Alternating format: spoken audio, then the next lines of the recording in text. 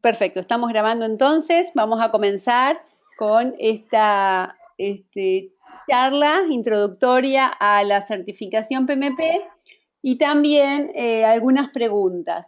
Les voy a pedir si pueden silenciar sus micrófonos para que se escuche bien y bueno, y después hacemos una charla de preguntas y respuestas para cualquier duda. O cuando quieran hablar, pueden habilitar el micrófono y me preguntan, pero mientras no hablen, por favor, silenciarlos. La idea de esta charla, como ustedes saben, esta capacitación de preparación para la certificación PMP es mayormente asincrónica. Esto quiere decir que cada alumno estudia en el tiempo que tiene disponible, puede aprovechar cualquier ratito, se puede conectar y puede ir avanzando. También tenemos, respondemos consultas y les damos soporte en forma continua, tanto la tutora que ahora vamos a presentar como yo, y también el soporte técnico. Y cada tanto hacemos alguna de estas sesiones sincrónicas, sobre todo cuando tenemos un grupo interesante, como para que todos juntos revisemos algunos conceptos y si surgen dudas. Pero la comunicación uno a uno está siempre disponible. Cuando ustedes necesiten, nos lo hacen saber. ¿Quiénes somos nosotros? Ya nos conocen, yo soy Cecilia Boggi, en este caso soy la profesora. Adriana Sibeli es la tutora, es la que va a estar más acompañándolos día a día a todos ustedes. Y Verónica es de soporte técnico, es quien les crea los usuarios, quien los matricula y quienes los ayuda si tienen algún problemita técnico. Entonces, en esta capacitación estamos trabajando nosotras tres, colaborando con el aprendizaje de todos ustedes. En esta charla lo que preparamos es una introducción a las certificaciones, las recomendaciones para la preparación del examen y algunas preguntas. Esto también lo habrán visto en el video que tienen al inicio del módulo 1, con lo cual lo voy a pasar un poquito rápido, pero voy a hacer hincapié en lo que me parece que puedan llegar a tener más problemas. Una recomendación es la cantidad de puestos de directores de proyectos que se crean en el mundo. Más de 1,5 millones de puestos de trabajo por año se crean en el mundo. Por eso la importancia de la certificación PMP, que les abre muchísimas puertas, muchísimo camino por delante. Dentro de los estudios que hace PMI, encontraron que las organizaciones no encuentran PMs calificados. El 83% de las organizaciones dicen que los project managers, o sea, que no consiguen cubrir todas las posiciones que tienen para dirección de proyectos con los project managers que hay en el mercado. O sea, hay una deficiencia de directores de proyectos en el mercado. Entonces, también por eso importante que estén preparándose para la certificación. Respecto a qué entendemos por project managers capacitados con las habilidades necesarias, también otro estudio del PMI encontró que dentro del talento que requieren los directores de proyectos, se puede hablar de 3 habilidades básicas. Una de las habilidades es las habilidades técnicas de dirección de proyectos, que es de alguna manera todo lo que está plasmado en la guía PMBOK y en otra bibliografía de dirección de proyectos. Pero también se requieren habilidades de liderazgo y conocimiento del negocio y de la estrategia. Esto es lo que se denomina triángulo del talento, que quiere decir que un buen project manager tiene que tener habilidades en estos 3 lados del triángulo. Es importante porque las organizaciones que se enfocan en las habilidades de los directores de proyectos tienen 40% más de probabilidades de tener proyectos exitosos. El 40% más de sus proyectos son exitosos.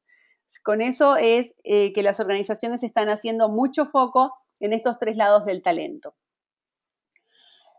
Cuando hablamos de la certificación PMP, nos enfocamos principalmente en el lado de los aspectos técnicos de la dirección de proyectos, pero van a ver que hay mucha bibliografía que se va incorporando cada vez más, bibliografía o puntos o temas que tienen que ver con los otros dos lados. O sea, dentro de la guía PMBOK también hay referencias al liderazgo y muchas referencias también a conocer el negocio, conocer la estrategia, desarrollar un buen caso de negocio, entender por qué se desarrollan estos proyectos en la organización. Bueno, esta certificación PMP, que ya están todos encaminados en obtenerla, es realmente hoy por hoy la certificación más importante para directores de proyectos a nivel mundial. Realmente se reconoce, yo siempre digo que esta certificación se reconoce más que tener un posgrado, porque es realmente más internacional, diría, ¿no? O sea, un posgrado uno lo tiene que validar, si es de según qué universidad sea, etcétera, etcétera. Pero PMP ya es una carta de presentación en cualquier país. Por otro lado, ya hay estudios de PMI en donde se verifica que los PMPs ganan bastante más que sus pares que no son PMPs y vamos a ver, acá dice el 17% esto es en general, pero según cada país puede haber mayores diferencias. Fíjense, acá tenemos un estudio de los salarios y podemos ver, por ejemplo, en Estados Unidos que los PMPs que tienen certificación pueden llegar a ganar, en este caso, un PMP con experiencia respecto a un director de proyectos que no es PMP, tiene una diferencia bastante alta. Fíjense que los de 10 a 20 años de experiencia gana 124.000, bueno, esto es dólares al año, mientras que los que no tienen es algo de 97.000, hay diferencias. También en Brasil la diferencia es mucho más alta, fíjense que de 190 a 97.000. En México también casi duplica, para los PMPs que están entre 5 y 10 años casi duplica el valor, y en Colombia también tenemos el estudio en Colombia y en Perú. No tenemos en Argentina, pero tenemos en distintos países. Entonces, con esto vemos que la certificación tiene muchísimo valor, me imagino que ya todos lo saben porque por eso están encaminados en este rumbo. Respecto a los requisitos de la certificación PMP, bueno, todas las personas que quieran certificar tienen que adherir al Código de Ética y Conducta Profesional del PMI, eso lo tienen en el sitio de PMI y también lo van a tener en el último módulo de la capacitación. Me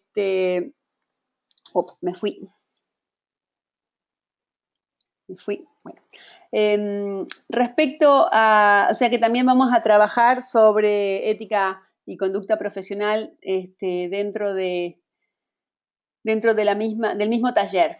También requieren experiencia profesional liderando y dirigiendo el proyecto, tal como está especificado en las tareas, conocimiento y habilidades específicas del director de proyectos. Lina, perdón que te interrumpa. Sí. No estamos viendo la pantalla. ¿Te podrás fijar si hay algo en la configuración? Ah, sí, cómo no. Bueno, gracias. Ahora me Está pongo en bien, mute a otra ver, vez. ahora, no, está bien.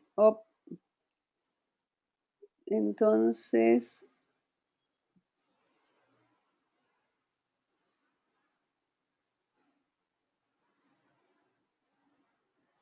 a ver si se ve ahora.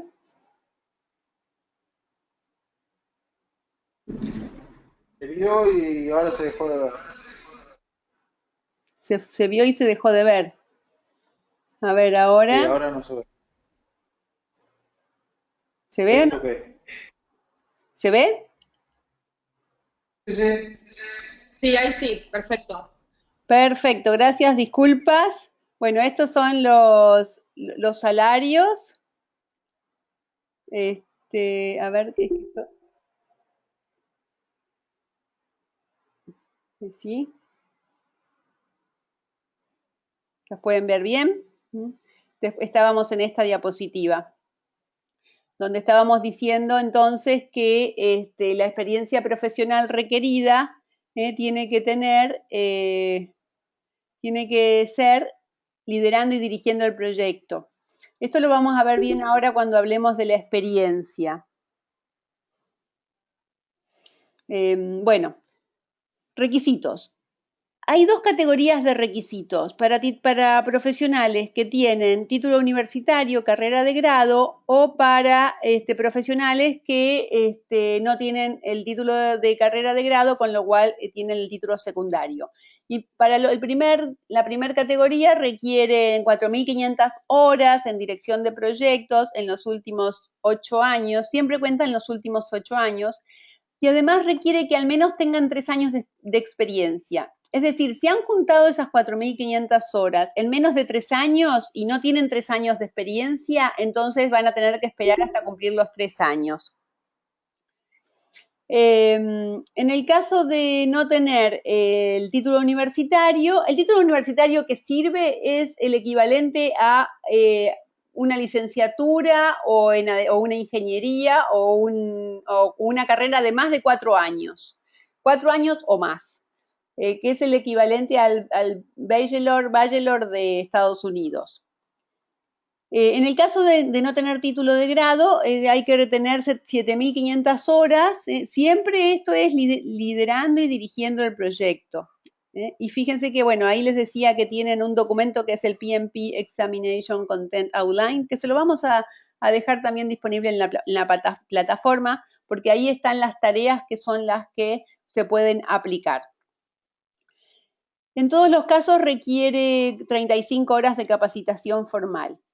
En el caso del título secundario requiere al menos 5 años de experiencia, o sea, esas 7.500 horas tienen que cubrirse a lo largo de 5 años. Vamos a hablar ahora del proceso de inscripción. La solicitud para rendir el examen, o sea, para aplicar al examen, conviene hacerla a través de la web. A través de la web van a crear un usuario, van a cargar los datos personales, van a cargar el título, si tienen título universitario o secundario, y van a cargar la experiencia y también las horas de capacitación. Una vez que comienzan a cargar la información, tienen 90 días para completarlo, es decir, que pueden salvar y seguir otro día. Van guardando la información y van a seguir otro día. Vamos a ver también, o van a ver también en la plataforma, que tienen una planilla en la que van a poder practicar o preparar esa información para poder revisarla y después cargarla más rápidamente. Eso está en la plataforma. PMI revisa la solicitud una vez que ustedes la envían, más o menos se toma alrededor de 5 días hábiles. En general, en tiempos normales, contesta en 2 días. En tiempos donde mucha gente rinde la certificación, puede demorar más.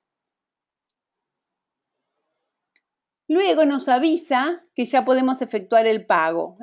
Lo más fácil para efectuar el pago es con tarjeta de crédito, pero en algunos casos paga la empresa y necesita pagar con otro medio, entonces ahí conviene contactar a PMI y se puede pagar por transferencia bancaria o por cheque. Cuando nosotros vamos a efectuar el pago, también nos permite solicitar si queremos ayuda en un segundo idioma, en una traducción, por ejemplo, en español. El examen está en inglés, pero podemos tener una traducción simultánea que es pantalla dividida, en una parte está en inglés y en la otra parte está en español. Luego de haber efectuado el pago, PMI selecciona a algunos postulantes aleatoriamente y puede pedirle auditoría. ¿Auditoría qué significa? Significa que le va a pedir que valide toda la declaración tanto de la experiencia como de los títulos y la capacitación, que lo valide todo con documentación. En ese caso hay que mandar toda la documentación por correo postal. Esto tiene que ser todo en papel, originales no, pueden ser fotocopias, pero en papel, en un sobre, en correo postal, hasta las oficinas de PMI. Cuando PMI lo recibe, tiene 5 o 7 días hábiles para procesarlo y responde. Ese trámite podría llevar algo de tiempo, ténganlo en cuenta que podría llevar algo de tiempo. Y bueno, y luego cuando está pasada la auditoría, se puede reservar fecha y hora del examen. Desde que tenemos lo que llama PMI la elegibilidad, desde que nos aprueban para poder dar el examen, tenemos un año de tiempo para rendir el examen, un año de tiempo. Durante ese año podemos rendir el examen hasta 3 veces. Bueno, ojalá que en la primera vez nos vaya bien, pero en el caso de que se requiera volver a rendir, pagando una tasa de repetición de examen, se puede volver a rendir. En la misma presentación les dejo el link para que puedan entrar directamente al sitio de PMI donde van a cargar la certificación. Les puse algunas pantallas que son capturadas especialmente porque tienen que ver con lo que es la experiencia, que es lo que en general más problema les trae. Por cada proyecto en el que trabajaron, van a tener que cargar los datos de ese proyecto, el título del proyecto, cuándo comenzó, cuándo terminó, su rol en el proyecto y la industria. Respecto al rol en el proyecto, tengan en cuenta que acá hay muchos roles que a veces ustedes pueden indicar un rol y no esté representando ese rol las actividades que realmente sirven para declarar. Entonces hay que tener cuidado. Por ejemplo, si puede ser un project contributor, que podría ser que están trabajando en el equipo del proyecto y sus tareas de equipo del proyecto no son válidas para declarar experiencia. O consultant o administrator, hay que ver bien cuál es el rol. Así que tengan cuidado con eso. También van a declarar por cada proyecto alguna persona que sea de contacto. Esta persona de contacto es la que va a validar, en el caso de que les hagan auditoría, va a validar que es cierto lo que ustedes declararon como antecedentes. En este caso es interesante que a la persona que ustedes declaren le digan que la están utilizando como referencia, porque en el caso de que les hagan auditoría le van a tener que pedir a esta persona que les firme la documentación. También es importante que tengan contacto con esta persona, o sea, que esta persona les pueda firmar la documentación y entregársela, o de lo contrario, enviársela por correo, pero tiene que ser en papel. Y luego las horas que le están dedicando o que le han dedicado en ese proyecto a cada grupo de procesos o a cada dominio. Acá también es importante, bueno, y han surgido preguntas de cómo podemos estimar las horas si es que no lo tienen ya de antemano registrado. En muchas organizaciones se registran las horas que cada uno trabaja en cada proyecto y por lo tanto las horas las podrían tener diferenciadas. Pero en muchas organizaciones no, o ustedes puede ser que tengan muchos proyectos donde las horas no las tienen registradas una a una, y en ese caso es importante que hagan una estimación que sea coherente. Y eso es lo que vamos a ver a continuación. También tienen que hacer una descripción de máximo 550 caracteres y mínimo 300 sobre de qué se trata el proyecto, cuál es el rol de ustedes, cuáles fueron los entregables, etcétera. Esta descripción se puede hacer en español, o sea, se puede cargar toda la aplicación en español. Si está claro, muchas veces PMI lo permite tal cual en español. A veces si tienen dudas o algo les piden traducción, pero muchos alumnos míos lo han cargado en español y no han tenido ningún problema. ¿Qué es lo más importante acá? Es importante que quede claro cuál es el rol, qué actividades han desarrollado y cuáles son los entregables, de una manera que sea acorde a lo que es la terminología de la guía PMBOK, que sea acorde a las actividades y al rol del director de proyectos. Entonces, esto se los dejo como ejemplo porque está hablando de cuáles son las actividades que desarrolló y cuáles son los entregables principales. Otra cosa importante que quiero que tengan en cuenta es que si declaran muchos proyectos, no copien y peguen la descripción, porque PMI eso lo rechaza. O sea, que cada descripción sea propia de su proyecto. Les decía que la forma de estimar las horas, ¿no? Que me preguntaban también hoy, ¿cómo hacemos para estimar las horas? La recomendación es la siguiente. En primer lugar, entender de cuánto tiempo duró el proyecto, cuántos meses, desde la fecha de inicio hasta la fecha de fin, cuántos meses duró el proyecto. A veces están trabajando en varios proyectos a la vez. Entonces, si están trabajando en varios proyectos a la vez, hay que tener un estimado de dedicación porcentual a cada proyecto. O también a veces estamos trabajando en otras actividades que no son proyectos. Entonces es importante saber cuál es el porcentaje. Luego, con esos porcentajes, llevar todo a horas. Cuando llevamos todo a horas, considerar que el mes tiene 160 o máximo 172 horas laborables.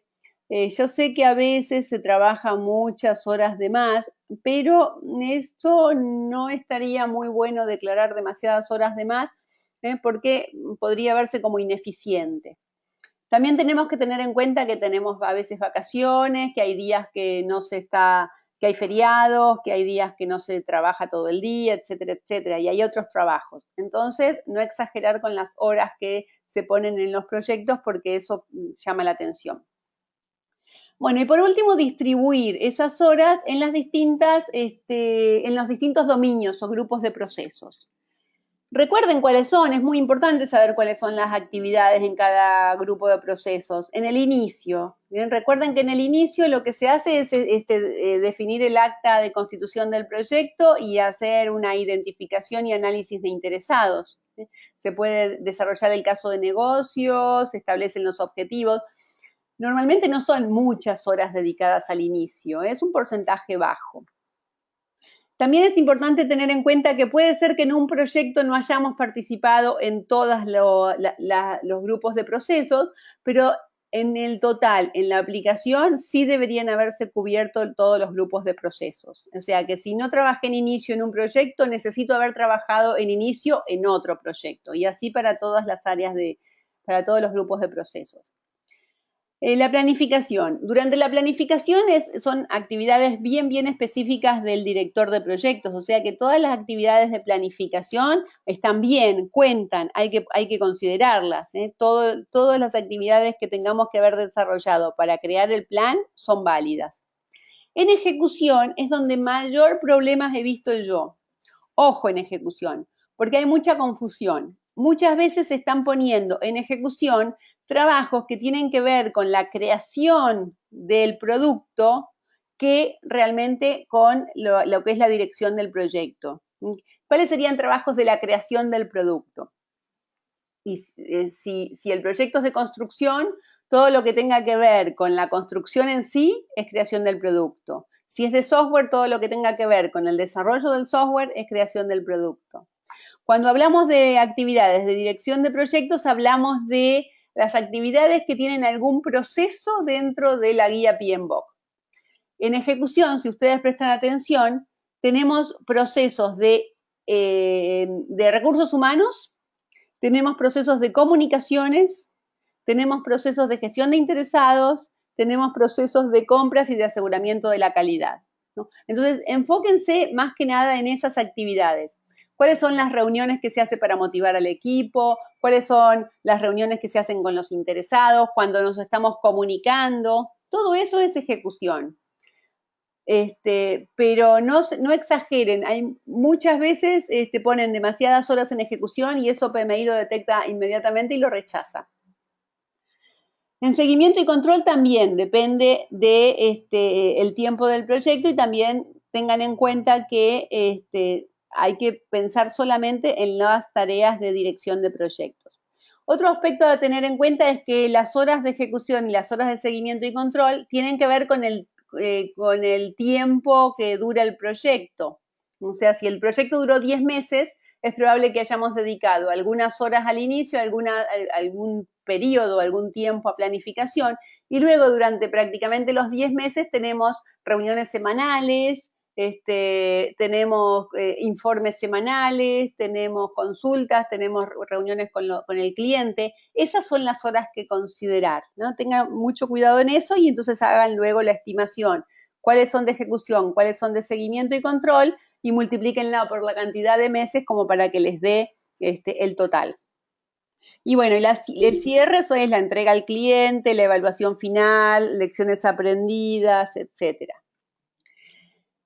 Esto, bueno, también la recomendación es que ustedes una vez que ingresen la aplicación, ya sea en la planilla que tienen para prepararlo o bien cuando lo están cargando al sitio de PMI, esto lo pueden exportar en PDF y me lo pueden mandar para que lo revisemos. Yo se los voy a revisar antes que lo envíen definitivamente a PMI para que no tengan problemas entonces y no les rechacen la solicitud.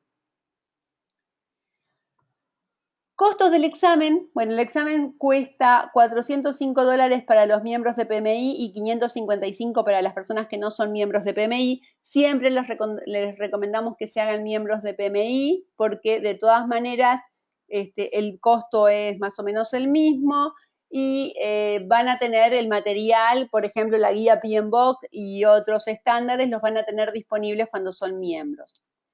La membresía de PMI es anual. Tiene un costo de $129 por año y cuando se hacen miembros tienen $10 extra por única vez.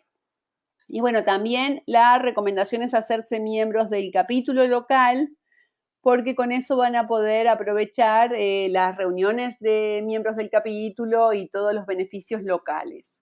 PMI tiene muchísimos beneficios, pero está lejos y en cambio las características del capítulo local es la forma de contactarse con gente que vive en la misma región y poder aprovechar el networking y de ahí también surgen muchísimas posibilidades laborales. El costo del capítulo también es anual y tiene alrededor de $20-25 por año, tiene un costo bastante bajo y que se justifica muchísimo. Bueno, en el caso, como yo les decía, que le fuera mal, pueden volver a rendir, pueden rendir hasta 3 veces en el año, pero tiene un costo de reexamen. Entonces, para miembros es de $275 y para no miembros de $375. Espero que no, espero que les vaya bien. Bueno, una vez que tienen la carta de elegibilidad, o sea que ya pueden rendir el examen, que dijimos tienen un año para rendir el examen, pueden reservar fecha. La fecha se hace, la reserva de fecha se hace a través de la empresa Prometric. Acá está el link, es www.prometric.com/PMI y en el mismo sitio de PMI pueden consultar dónde es el centro donde van a rendir el examen. En general es el Instituto Cultural de Inglés Norteamericano de cada país, en Argentina es ICANA, se llama diferente en cada país, pero normalmente es el Instituto Cultural, ¿no? De inglés, donde también se rinden otros exámenes. Se rinden exámenes de inglés, se rinden exámenes de Microsoft, se rinden distintos tipos de examen, de distintas características. Ustedes pueden cancelar y reprogramar el examen, pero con un mínimo de 48 horas de anticipación. Pero además, si la recancelación se hace dentro de los 30 días previos a la fecha que tenían de examen, tienen que pagar como una multa, un costo de $70. Esto se hace porque cuando ustedes se registran para el examen, le están quitando un lugar a otra persona. Esa vacante se la están quitando a otra persona. Si ustedes cancelan unos días antes, esa vacante ya se pierde. Entonces, por eso PMI trata de que si van a cancelar, van a reprogramar, por lo menos se tomen 30 días. Así no tienen que gastar y no tienen que pagar esa multa. Bueno, ahora vamos a hablar de algunas características del examen. Esto, como les decía, también está en la plataforma, por eso las paso más o menos rápido, pero lo repasamos. Ustedes saben que el examen cambió en enero, o sea que hace casi 2 meses, cambió el examen, pero los cambios que tuvo el examen no tienen que ver con la guía PMBOK, porque seguimos trabajando con la 5ª edición, sino que tienen que ver con el Role Delineation Study, que es el estudio de definición del rol del Project Manager. Este cambio fue bastante sutil, pero hay algunas diferencias que ya vamos a comentar. El examen es de 200 preguntas, de las cuales hay 25 preguntas que son ficticias, es decir, que no tienen puntaje, que son preguntas que están allí para ser probadas de alguna manera, porque a futuro serán preguntas de examen, pero primero tienen que pasar por un control de calidad, y ese control de calidad tiene que ver también con unas pruebas. El problema es que no sabemos cuáles son esas 25 preguntas, entonces las tenemos mezcladas en el examen, no sabemos cuáles son, no van a tener puntaje, las tenemos que responder igual por las dudas, pero no cuentan después al final. Tenemos que responder entonces las 200 preguntas en 4 horas. Para aprobar necesitamos tener 106 preguntas correctas, pero de las 175. Esas 25 no cuentan, no las conocemos. La característica principal del examen PMP es que la mayoría de las preguntas son situacionales. Por eso las preguntas que vamos a ver a continuación van a ser bien del tipo de examen, bien situacionales. Son más complicadas, son más difíciles, no son preguntas que se puedan memorizar, no es de saberse de memoria la guía PMBOK, sino que es razonar y entender la dirección de proyectos. Y luego tenemos los porcentajes de preguntas por cada dominio. Hay 13% de preguntas de iniciación, 24% de planificación, 31% de ejecución, 25% de monitoreo y control y 7% de cierre. Hay muchas preguntas de ejecución y las preguntas de ejecución tienden a ser difíciles. Y de hecho se agregó un porcentaje, antes era 30% y ahora se agregó a 31%. Y son bastante difíciles, principalmente porque tienden a mostrar fallas en la dirección de proyectos. Es decir, que muchas veces tenemos o llevamos adelante malas prácticas de dirección de proyectos y contestamos mal. Entonces, es muy importante entender bien qué se hace en la ejecución del proyecto. Por ejemplo, es importante saber que durante la ejecución del proyecto se implementa el plan y si nosotros planificamos bien, todo lo que ocurre debe estar previamente pensado. O sea, no vamos a improvisar, no vamos a apagar incendios, no vamos a ser un bombero que está saliendo a resolver problemas todo el tiempo. Si nosotros hubiéramos cumplido las buenas prácticas, teníamos una muy buena planificación, una muy buena gestión de riesgos y entonces todo ya estaba previsto. Entonces, esos son los conceptos que tenemos que tener en cuenta en ejecución. Casi todo está previsto porque está llevado a cabo en la planificación. Está pensado antes en la ejecución. Ya vamos a ver también algunas preguntas. Bueno, ¿qué es lo que cambió el 10 de enero del 2016? Como les dije antes, es el Role Delineation Study. Este estudio, PMI lo lleva con alguna frecuencia, entre 3 y 5 años.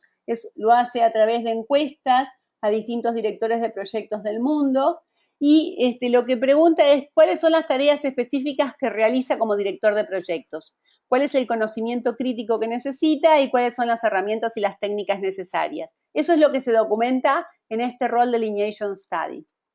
Eso lo pueden encontrar, acá les dejé algunos links para que encuentren directamente la información que requieran.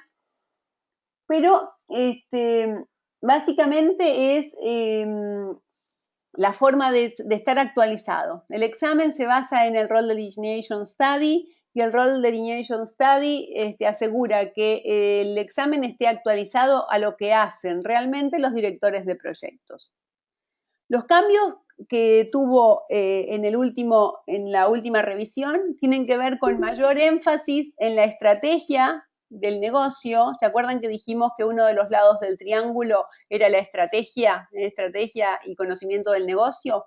Bueno, mayor énfasis hace el examen ahora en estrategia y negocio y la realización de los beneficios, es decir, que el proyecto cumpla con beneficios para el negocio.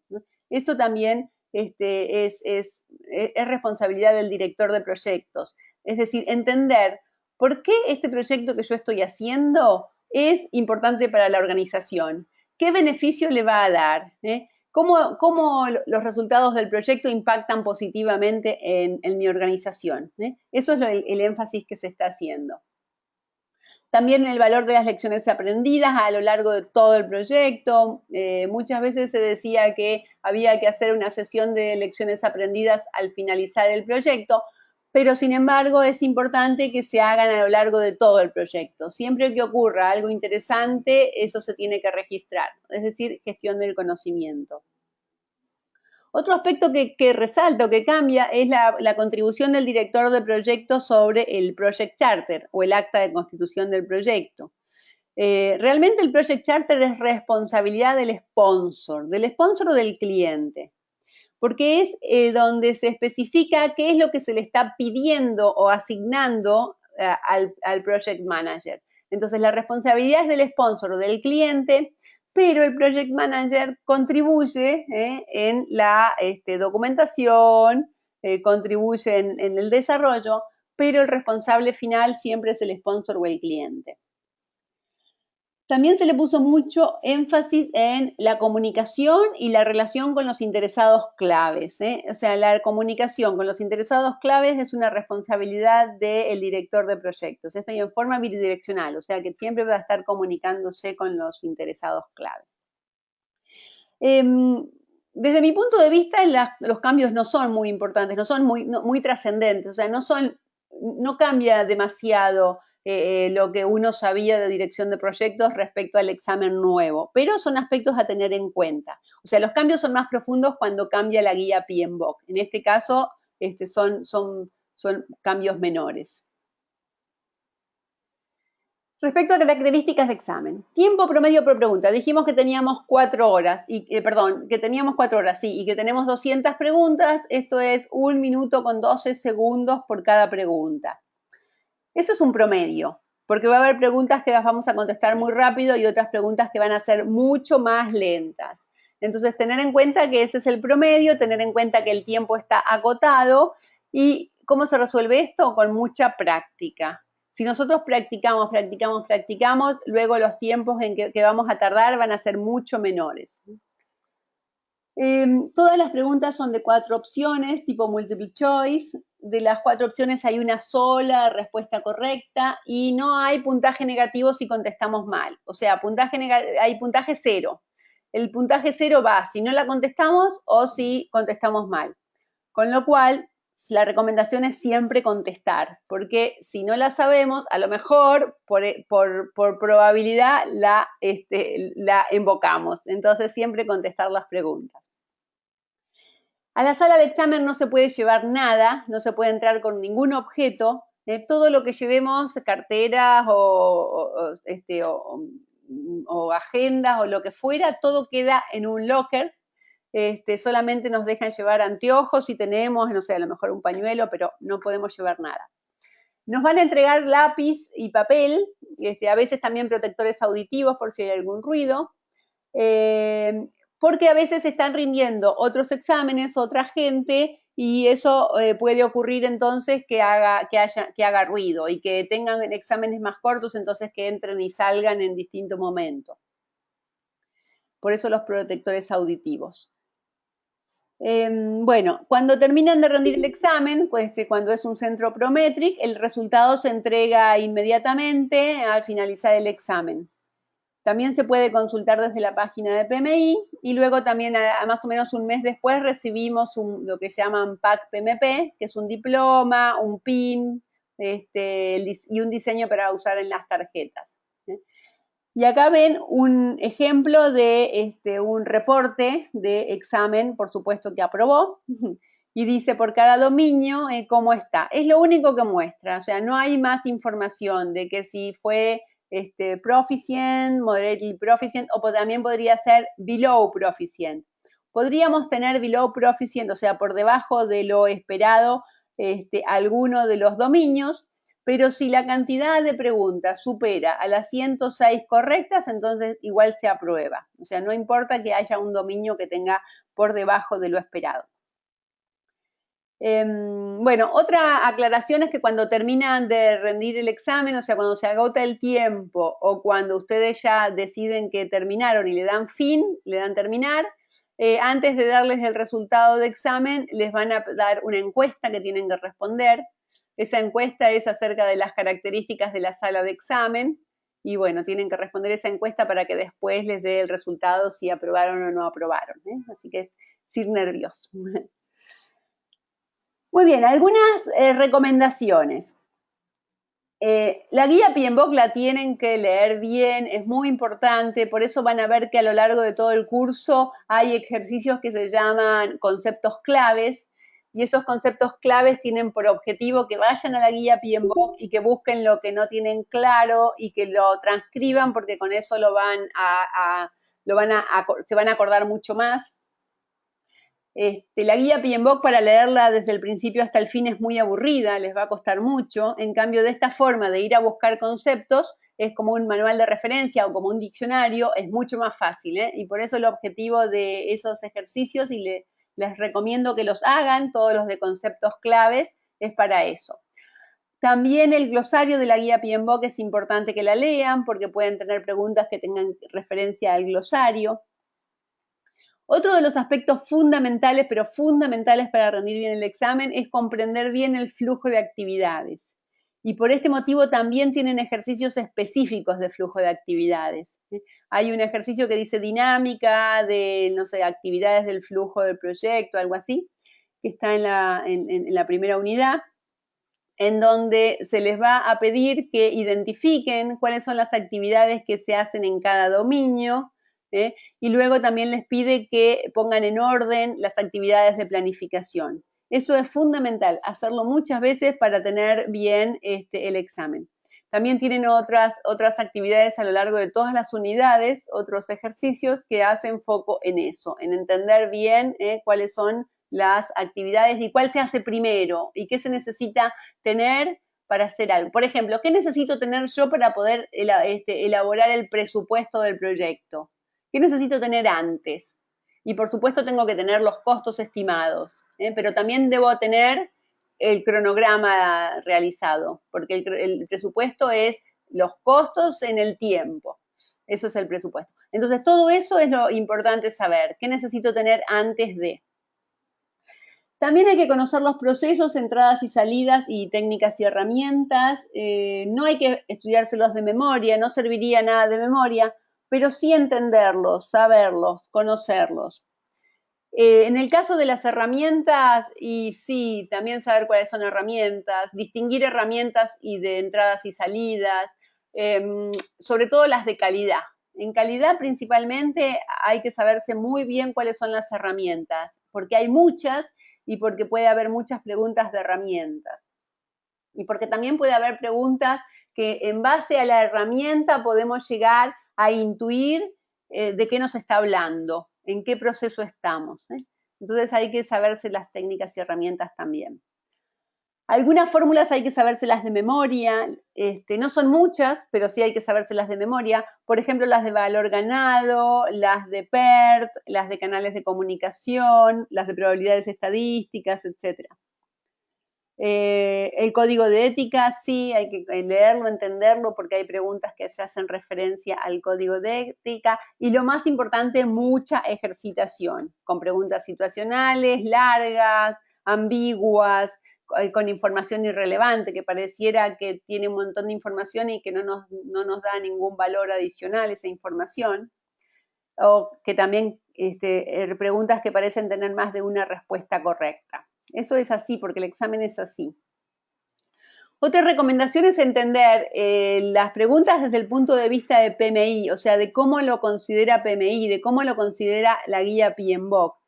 Y no la experiencia propia, porque muchas veces nuestra propia experiencia está basada en malas prácticas. O sea, a lo mejor en la organización no se están siguiendo las mejores prácticas de PMI. Y entonces la experiencia que nosotros tenemos puede que no esté alineada a la guía PMBOK. Entonces, siempre pensarlo desde el punto de vista del PMI.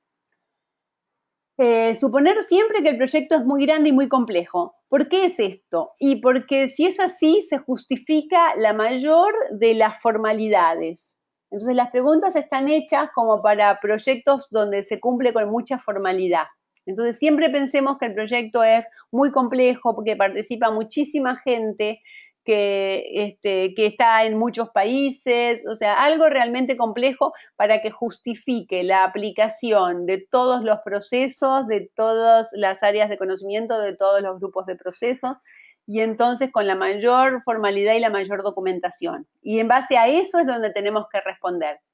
Eso realmente no es en la realidad, porque en la realidad nosotros, de acuerdo al proyecto que tenemos, lo vamos a ajustar y vamos a ver cuáles son las prácticas más relevantes. Pero cuando estén respondiendo el examen, piensen principalmente en que están en uno de los proyectos más complejos y que se puedan imaginar, y más grandes que se puedan imaginar. También siempre piensen en una organización matricial. O sea, excepto que la pregunta diga lo contrario, ustedes supongan que están en organización matricial. Esto tiene mucho impacto porque los roles y las responsabilidades en una organización matricial pueden ser distintas a roles y responsabilidades en otro tipo de organización. Entonces, ténganlo en cuenta también. Otro aspecto fundamental es que sus organizaciones tienen que considerar que la organización tiene la información histórica, que se guardan lecciones aprendidas y que cuando empezamos un proyecto se consulta la información histórica y las lecciones aprendidas. Se usa mucho en el inicio y en la planificación de los proyectos. En cada proyecto, eso lo dije recién, en cada proyecto podemos llegar a definir cuáles serán los procesos que vamos a utilizar y el grado de implementación. Esto lo dije recién cuando dije, en la realidad, nuestros proyectos pueden ser muy chicos y entonces podemos hacer una implementación reducida, a lo mejor, de las prácticas de dirección de proyectos. Entonces, esto también hay que tenerlo en cuenta. Es muy importante que identifiquemos a los interesados rápidamente en el inicio del proyecto. Es muy importante el énfasis en la planificación. Todo debe estar previsto, también se los dije antes, todo debe estar previsto, pensado, y que también el plan lo desarrolla el director de proyecto en conjunto con el equipo. O sea, no es una tarea sola del director de proyectos. El equipo es el que sabe realmente de las tareas, o sea, el que sabe de los aspectos técnicos. Justamente eso es uno de las malas prácticas, o sea, la mala práctica sería que el director de proyectos se involucre mucho en temas técnicos y eso haga como micromanagement. Eso está muy mal, ¿no? El director de proyectos dirige y los que conocen bien las tareas son el equipo. Bueno, otro aspecto fundamental, todo proyecto tiene que tener una EDT o WBS, Work Breakdown Structure, fundamental, eso es una de las herramientas estrellas de PMI. Otro aspecto es considerar los riesgos. No podemos decir que terminamos el cronograma ni el presupuesto si no hemos analizado bien los riesgos. Y de acá surgen iteraciones. ¿Qué quiere decir? Quiere decir que cuando nosotros consideramos riesgos, vamos a encontrar respuestas a los riesgos, y las respuestas a los riesgos son actividades nuevas, por lo tanto nos modifica el cronograma, nos modifica el presupuesto. Y vamos a hacer como una iteración, ¿no? Una o varias iteraciones. Otro aspecto es que el plan debe ser realista, tiene que estar consensuado y tiene que estar aprobado. Realista quiere decir, no voy a hacer un plan si sé que no lo puedo cumplir. Consensuado quiere decir que lo tengo que validar con las personas que participen y con los jefes de las personas que participen para asegurarme que va a poder estar disponible esa persona para mi proyecto. Y aprobado por el sponsor o por el cliente para poder recién empezar con la ejecución. Algunas cosas más, ¿no? El proyecto se debe ejecutar y controlar respecto a su plan, o sea, tenemos un plan, por supuesto es la guía para después ejecutar y controlar. El director de proyectos debe ser proactivo antes que correctivo, o sea, no estar apagando incendios, esto también lo dije, todo debe haber estado pensado anteriormente. Es muy importante seguir el proceso de gestión de cambios, quiere decir que siempre que surja un cambio tiene que pasar por el proceso formal, desde el registro de la solicitud de cambio, la documentación, el análisis, la evaluación, la aprobación, y después recién se puede llegar a implementar ese cambio si se aprobó. No es aceptable lo que en PMI se llama gold plating, que son agregados al alcance del proyecto, del producto, sin haber pasado por el sistema de gestión de cambios. Vendría a ser algo así como un dorado a la hoja, y quiere decir darle más al al cliente, darle más, hacer más trabajo de lo que estaba realmente solicitado y que no haya pasado por el control de cambios. O sea, está muy mal. Hay que hacer estrictamente lo que dicen los requerimientos o lo que se aprobó por gestión de cambios. Bueno, la mejora continua de los procesos. Durante todo el proyecto, el director de proyectos busca mejoras en los estándares, en las políticas, en los procesos y las propone.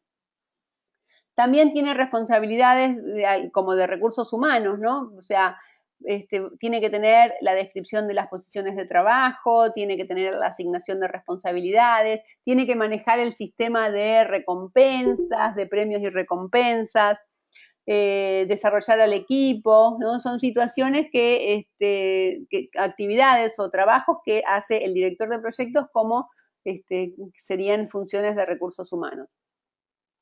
No al micromanagement, no es una buena práctica, seguimiento constante de los miembros del equipo, se supone que el equipo conoce las tareas técnicas, lo dije recién, que el director de proyectos no debe sobreinvolucrarse en temas técnicos, también lo dije, y también, muy importante, los roles de liderazgo y de negociación. El director de proyectos tiene que desarrollar esas habilidades, acuérdense del triángulo del talento, y la negociación es fundamental, con el sponsor, con el equipo, con los gerentes funcionales, con todo. Otro aspecto es la transparencia en las contrataciones y acá tiene mucho que ver también la ética y conducta profesional. Y lo mismo con el conflicto de intereses. Cuidado con el conflicto de intereses, son temas de ética. Bueno, todo esto, por supuesto, se va a desarrollar después, lo van a ir viendo a medida que avanzamos con la capacitación, pero es las recomendaciones que las tengan siempre en cuenta cuando se están preparando. Y por supuesto para el examen. Bueno, recomendaciones también para prepararse. El taller háganlo completo, hagan todos los ejercicios están ahí porque son importantes. Entonces háganlos, guarden los resultados, revisen los resultados, porque son muy importantes porque con eso les va a ayudar a entender bien los conceptos. Leer bien la guía PMBOK, y analizar también dónde se están equivocando. ¿Qué quiere decir esto? Quiere decir, cuando hacen un cuestionario, presten atención dónde se equivocaron, las respuestas, por qué tienen mal la respuesta, entender por qué la respuesta correcta es la correcta y preguntar. Cualquier duda nos preguntan, para eso estamos Adriana y yo. Muchas simulaciones de examen. Van a tener a lo largo de todo el curso simulaciones de examen por cada módulo, o sea, y que incluso coinciden con los capítulos de la guía PMBOK. Van a tener muchos exámenes, muchas simulaciones de exámenes. Cuando terminan con todas las unidades de la capacitación, van a tener también disponible un simulador con más exámenes, con más preguntas. Entonces hagan muchas simulaciones de exámenes y esas simulaciones de exámenes les van a permitir entonces llegar al examen realmente bien preparados. Y consulten las dudas. Bueno, ahora les voy a pedir si tienen alguna duda de esto que hablamos para conversar y luego tenemos unas preguntas de tipo examen. ¿Alguien tiene alguna duda de lo que hablamos que quieran consultar?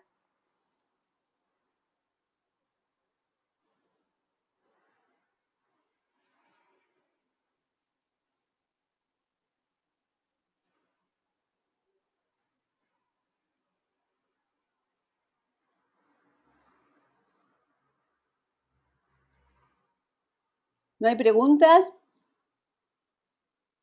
¿Seguimos adelante? Traté de hacerlo bastante rápido para que no demorar mucho tiempo y llegar a las preguntas.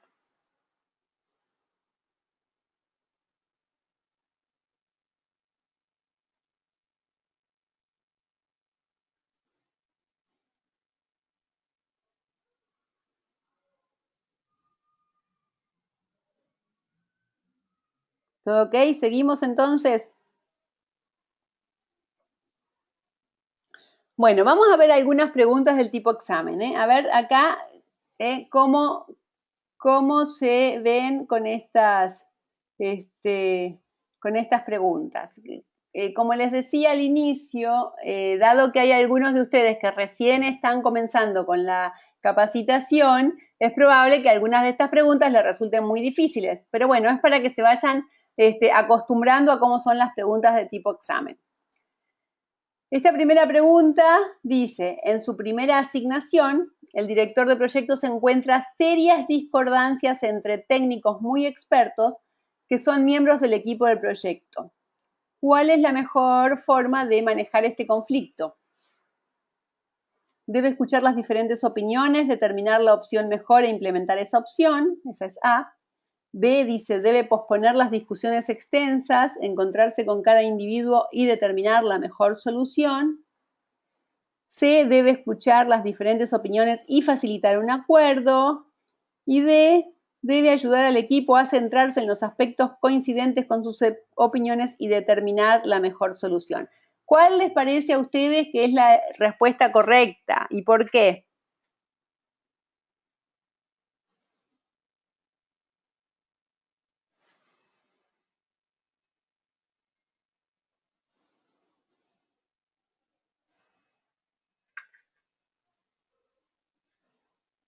¿Está?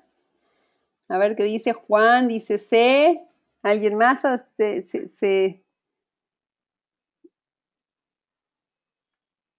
¿Alguien más? D. Para mí debe ser la... A ver, sí, escucho. No, para mí debe ser la C para que escuchar las diferentes opiniones, para que el equipo forme parte y además me parece una buena metodología de trabajo y facilitar un acuerdo para que está dentro de las necesidades del PM que es negociar. Bueno, está bien, muy bien, Juan. Sobre todo, tengan en cuenta que las discrepancias son técnicas. ¿Y quiénes son los que saben la parte técnica? Es el equipo. Entonces, fíjense que en las otras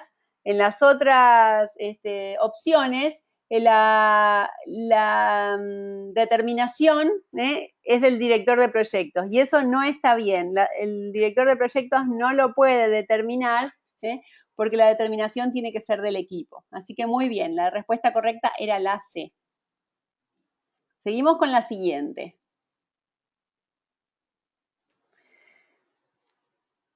Usted desea administrar sus proyectos con eficacia dentro de su organización. ¿De qué manera puede sacar mejor provecho de la información histórica que usted y otros miembros del equipo han recogido durante el proyecto? A. Usar la información histórica para definir el ciclo de vida del producto. B. Usar la información histórica para la gestión de riesgos y crear lecciones aprendidas. C. Usar la información histórica para la planificación del proyecto y para crear un informe de estado. D. Usar la información histórica para estimar, para la gestión de riesgos y planificación del proyecto. ¿Cuál es la respuesta correcta?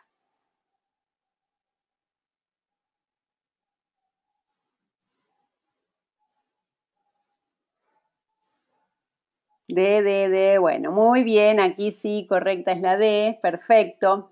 Fíjense que las otras, fíjense que las otras, si bien tenían alguna parte correcta, podía tener otra que no, o sea, en este caso siempre busquen la mejor, ¿no? Entonces, en este caso la mejor es esta, información histórica para estimar, para la gestión de riesgos y la planificación del proyecto. Vamos a ver la siguiente. Dos miembros del equipo del proyecto están discutiendo sobre el cronograma. Usted aplica el estilo de resolución de conflictos de suavizado. ¿Cuál de los siguientes es un ejemplo de este estilo? A. Los dos miembros del equipo del proyecto y el director de proyectos analizan el calendario y aplican ejecución rápida. B. Los dos miembros se retiran de la reunión. C. El director de proyectos determina una fecha y les dice a los miembros del equipo que la cumplan. Y D. El director de proyectos ayuda a llegar a un acuerdo en un punto donde los dos tienen opiniones similares. ¿Respuesta?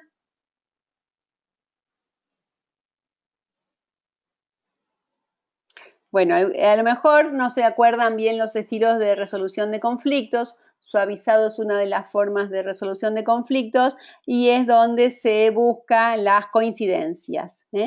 Entonces, buscan las coincidencias, justamente es la D. Así que correcto es la D. Vamos a hacer una siguiente.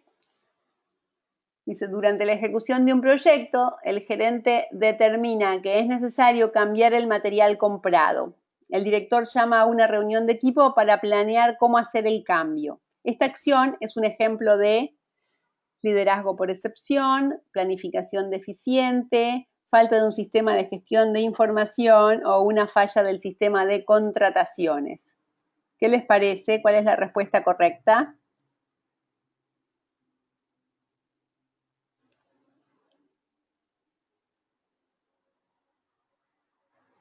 D, dice Damián. Lucas D.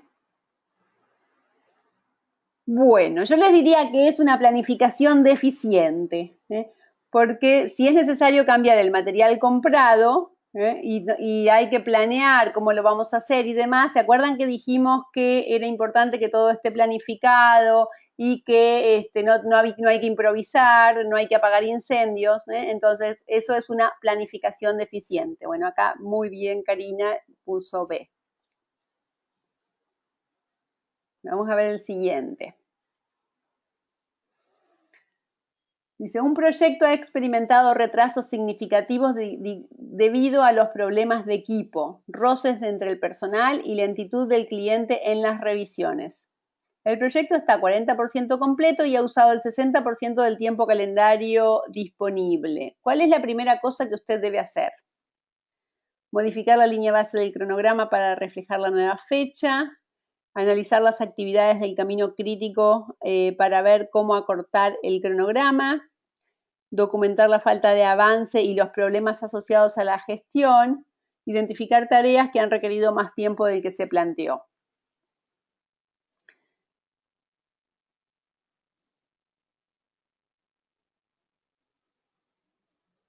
Acá dicen sí, sí. Bueno, acá, ¿cuál es el análisis? Acá es importante que dice cuál es la primera cosa que usted debe hacer. ¿Qué es lo más importante? En este caso, lo más importante es identificar las tareas que han requerido más tiempo. ¿Por qué es lo más importante esto? Y porque tenemos que ver por qué, o sea, la causa, es analizar la causa para poder atacarla y para que no se repita. Entonces, primero la causa, ¿cuáles son las tareas? De ahí sacamos la causa. Y después sí, podría ser la C como pusieron ustedes, documentar la falta de avance y los problemas asociados. Pero primero, para poder saber los problemas, tenemos que haber identificado las tareas y ver qué ocurrió. Modificar la línea base de cronograma. La línea base de cronograma solamente se puede modificar cuando hay un cambio aprobado. Y en este caso no hay ningún cambio aprobado. Analizar las actividades de camino crítico para ver cómo acortar el cronograma, eso lo haríamos después, pero primero que nada tenemos que analizar la causa. Entonces fíjense que esas son preguntas típicas de examen en el sentido de que tenemos que ver cuál es la primera y cómo se relacionan entre los demás. Muy bien, seguimos, a ver la siguiente. Dice, un director de proyectos está trabajando en un nuevo proyecto de desarrollo de un producto complejo cuando ocurre un riesgo que no es parte del plan de respuestas. ¿Qué debe hacer el director de proyectos? Realizar una revisión del riesgo y plantear una solución alternativa, informar a la dirección y comunicar el nuevo riesgo al equipo, comunicar la respuesta planeada, revisar el plan de respuestas a riesgos porque está incompleto.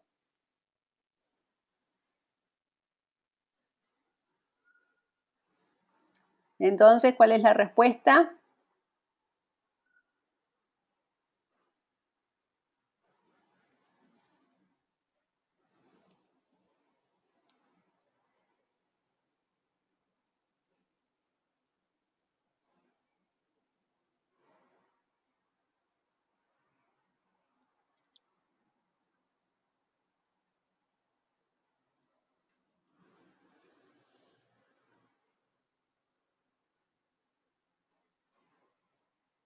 Bueno, muy bien. Está trabajando, a ver, acá me dicen algunos A, otros B, no, realizar la revisión del riesgo y planear una respuesta alternativa. Esto está bien, en primer lugar, en el sentido de que cuando el riesgo ocurre ya es un problema.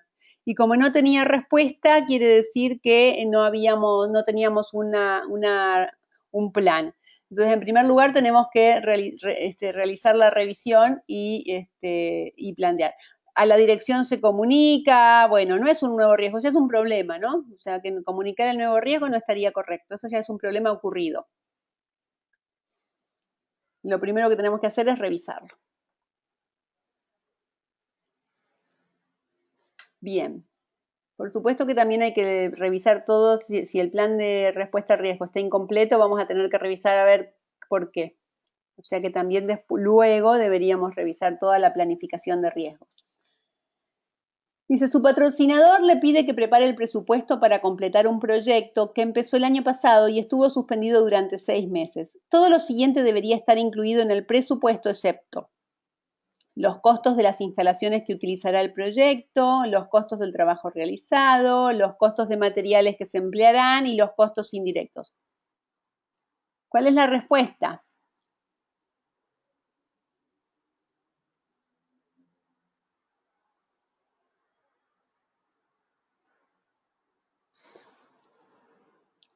Bueno, entonces esto es los costos de las instalaciones que utilizarán, los costos del trabajo realizado. Estas son las respuestas. B, los costos del trabajo realizado. ¿Se acuerdan por qué? Los costos del trabajo realizado son costos hundidos. Entonces, lo que ya gastamos no nos va a impactar en lo que nos falta hacer. Todo lo que tenemos que hacer es a futuro. Entonces, los costos del trabajo realizado no los vamos a considerar. ¿Está bien la respuesta B? Lucas, Juan, está bien la respuesta B.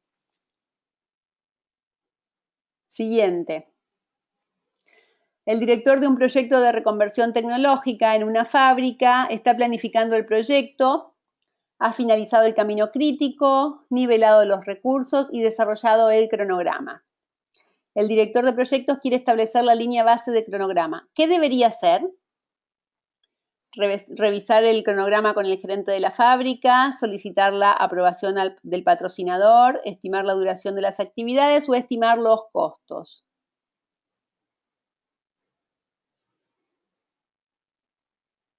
¿Qué necesitamos hacer para desarrollar la línea base? A ver, B, C, B, C.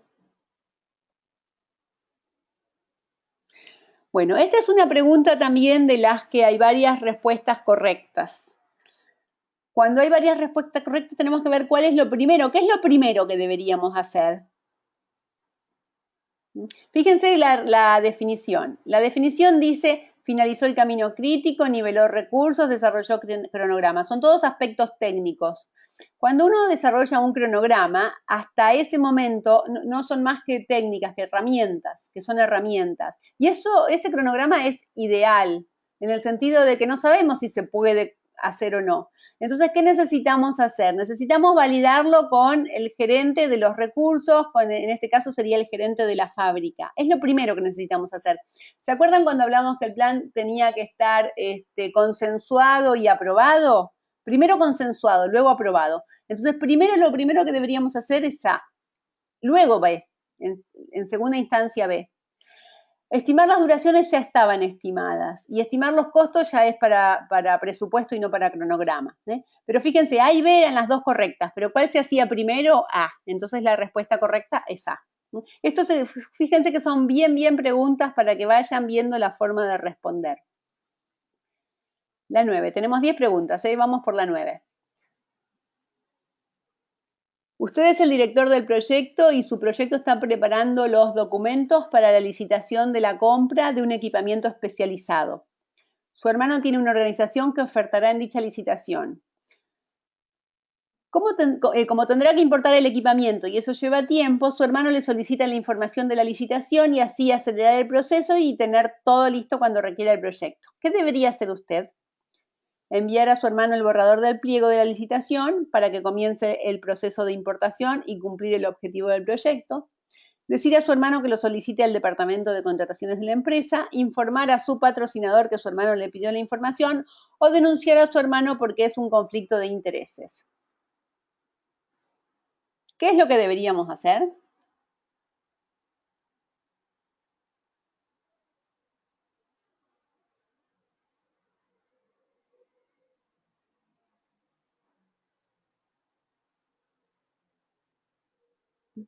B.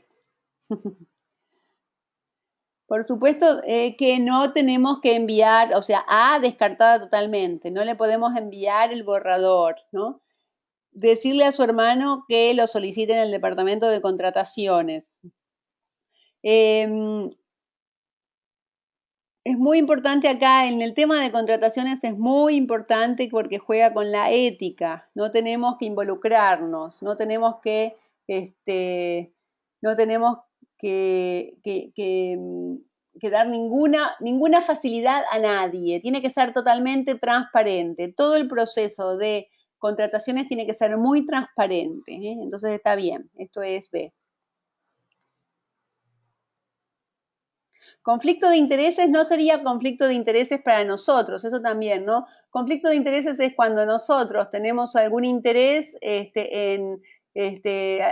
algún interés en el proyecto y también tenemos algún interés personal. En este caso, no estaría explícito en la redacción de la pregunta que nosotros mismos tuviéramos algún interés. Podría ser por ser hermano, ¿no? Podría ser que por ser hermano podríamos tener interés en el beneficio del hermano.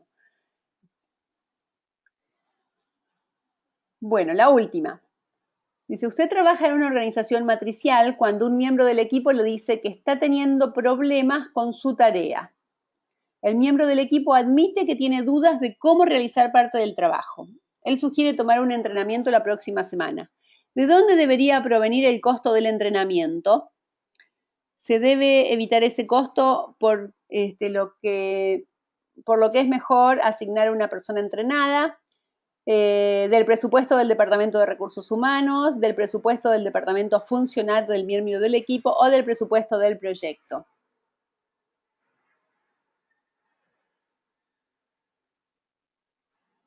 Del presupuesto, todos me dicen, a ver, me dicen no sé si estas son de presupuesto del proyecto.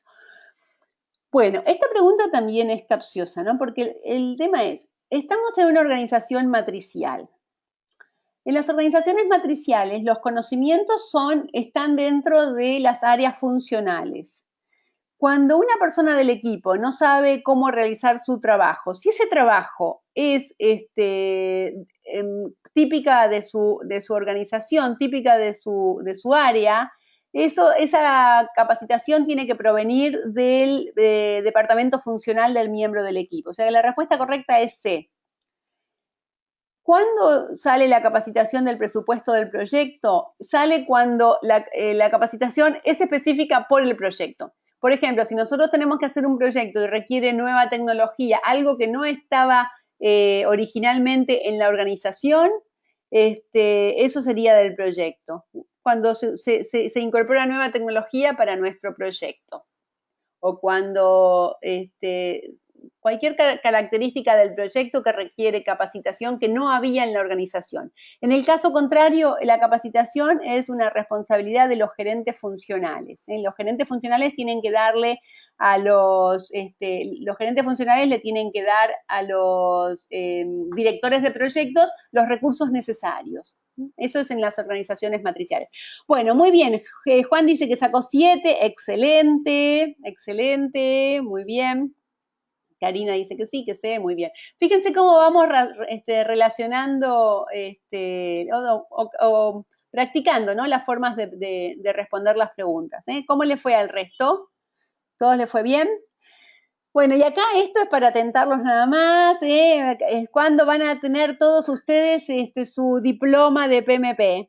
¿Cuándo van a tener su diploma de PMP? Espero que sea muy pronto. Este es el mío, que lo tengo renovado hasta el 2019. Después lo tengo que recertificar.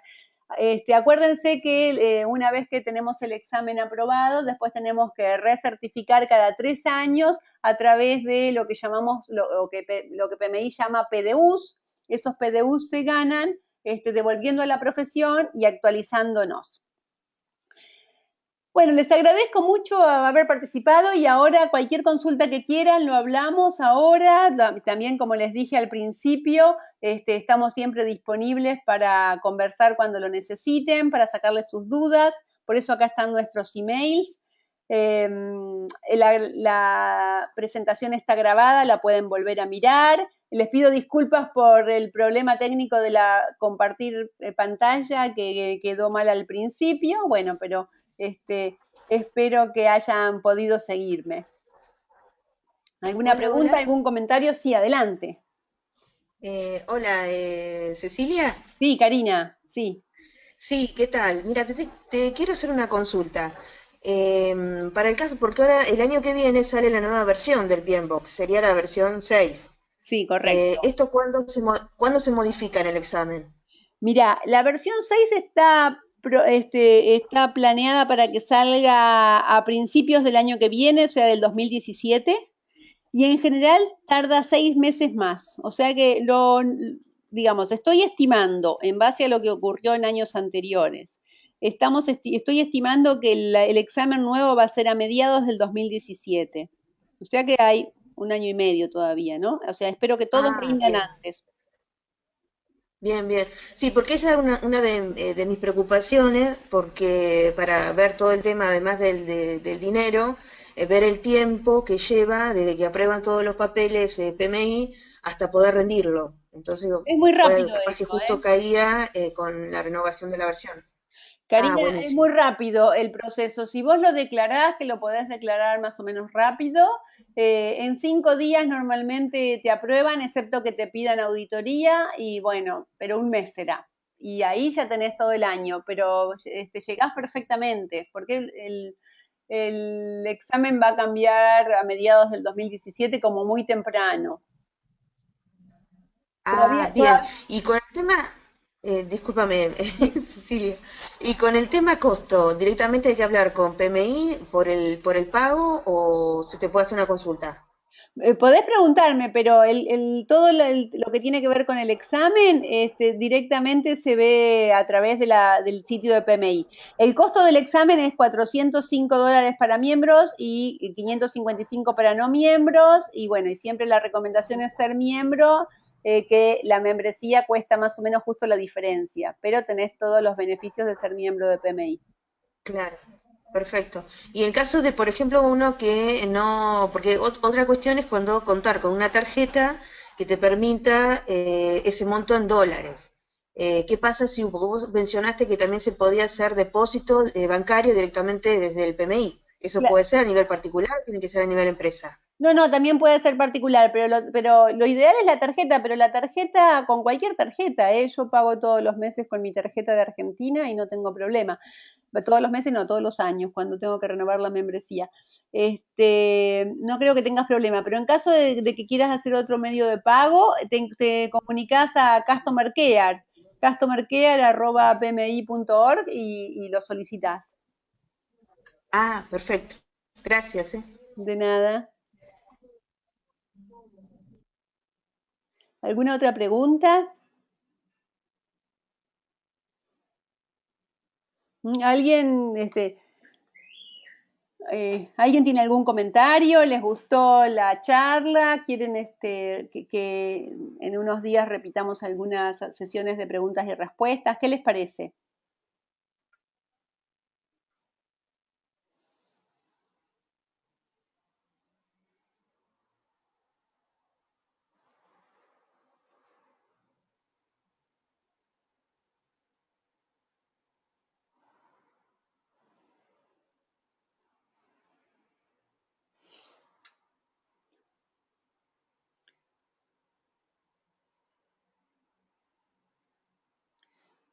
Bueno, vamos a planificar Bueno, entonces Juan, si les gustan, si les parecen bien estas sesiones, las vamos a repetir. Adri, ¿querés agregar algo? sí, sí, lo que le quería decir a Juan José, que dice, bueno, hacer un webinar para practicar preguntas está bueno. Hay muchas preguntas volcadas en la plataforma, ¿no? que bueno, lo importante es que las hagan y que después las revisemos. Siempre digo lo mismo, pero lo importante es ver en cuáles tuvieron dudas, en cuáles tuvieron algún problema o error y verlas en conjunto. ¿Para qué? Para ver cuál es el punto de vista que aplicaron al responder la pregunta. Pero por supuesto que sí, que podemos renovar el webinar, pero también lo podemos ir haciendo a lo largo del grupo. Eso era lo que yo quería agregar.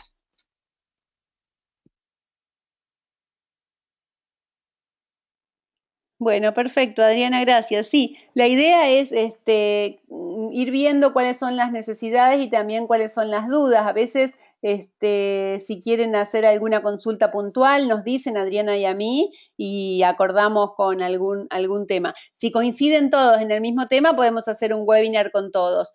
Esto de las preguntas creo que les viene bien a todos, así que podríamos repetirlo. Vamos a planificar otra sesión y bueno, y así como dice Lucas, para tener la retroalimentación inmediata. Sí, cómo no, lo hacemos, lo vamos a planificar.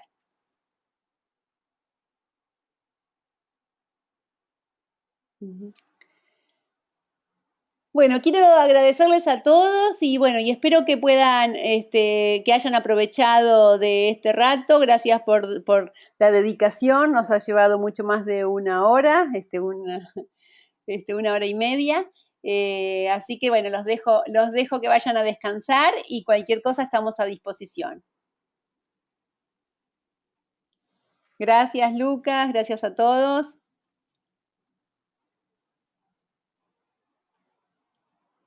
Gracias, saludos a todos.